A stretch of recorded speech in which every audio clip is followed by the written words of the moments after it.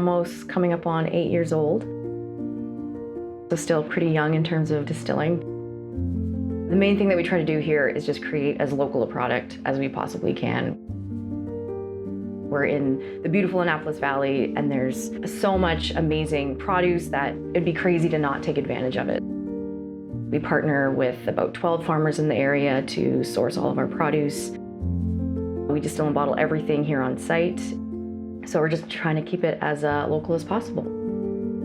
I'd say our flagship is the 5 Fathom Dark Rum. It's made in the traditional East Coast fashion, which is using molasses as the base instead of cane sugar. Our Tide gin, it's more of a Western style gin, so it's not as juniper forward as your London dries tend to be.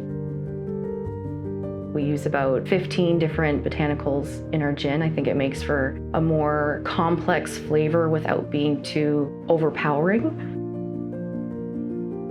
For the liqueurs, we have our blueberry liqueur, again made with local blueberries. It's a combination of wild blueberries and high bush. We don't use any artificial colors, preservatives, flavors. It's just blueberry in the bottle, pretty much. The nice thing about small batch distilling is that you don't use any chemicals to make it consistent across the board. So depending on when you get your cherries, early in the season, later in the season, color can change or notes of flavor can change. I like that.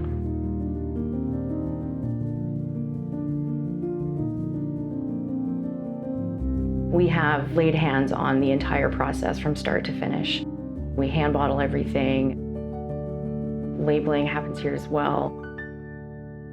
And I think that being in control of the whole process means that the quality of the end product is completely superior.